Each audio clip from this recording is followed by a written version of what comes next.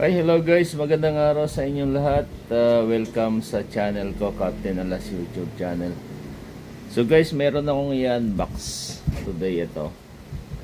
Speaker mic ng ICOM 2730. Yung kasing spiral cord niya.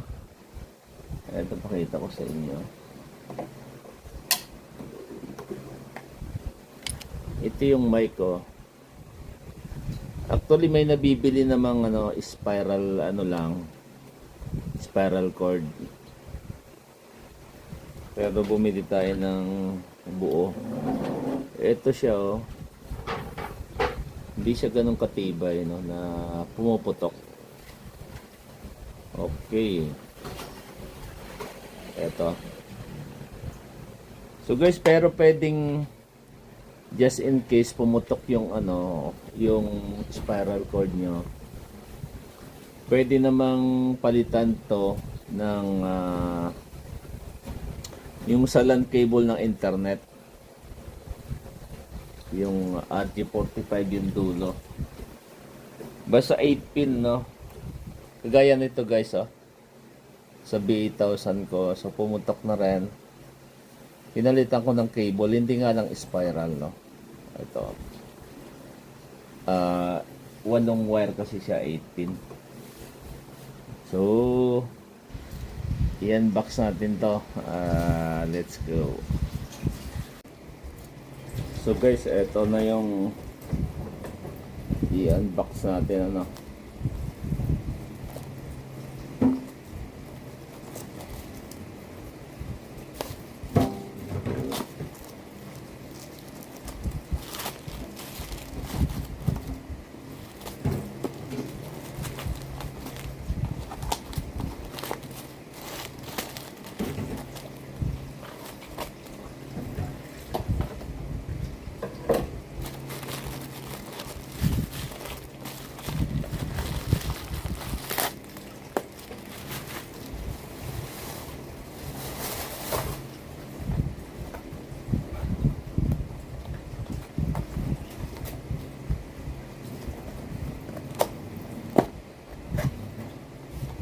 Ano nga pala to guys, ang price nito is kano ba?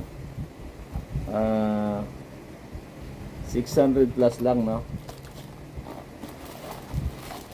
Ito siya mukhang okay naman siya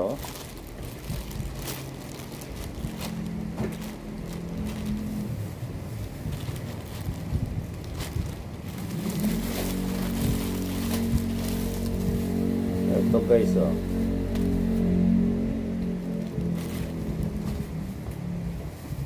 may nakalagay ditong made in Japan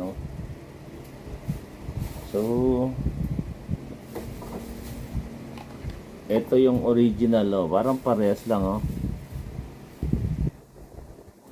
Ano ba pinagkaiba nito? ICOM HM207. Okay.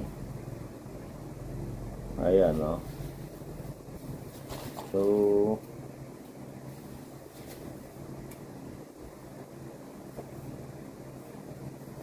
ito yung dulo niya, RG45. So testingin ko kung gagana siya.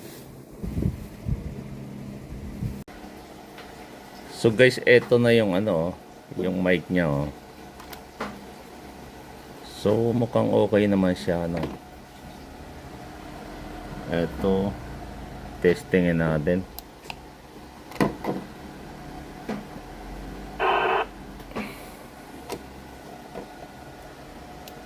Testing mic 1, 2, 3. Ano station? Testing mic.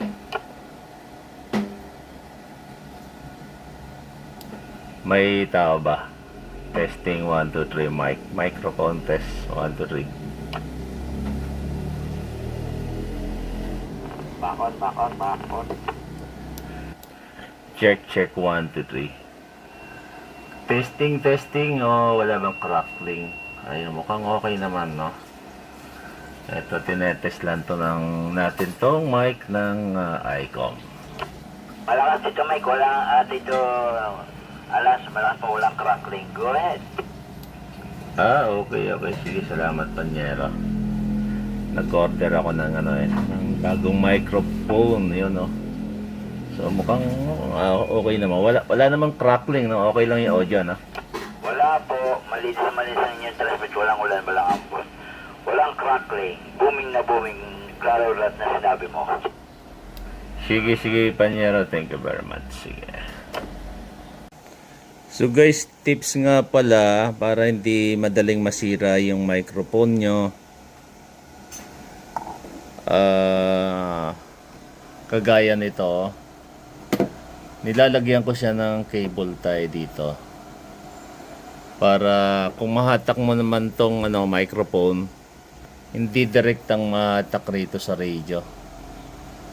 Kasi kung kagaya nito, diretso siya doon sa radyo,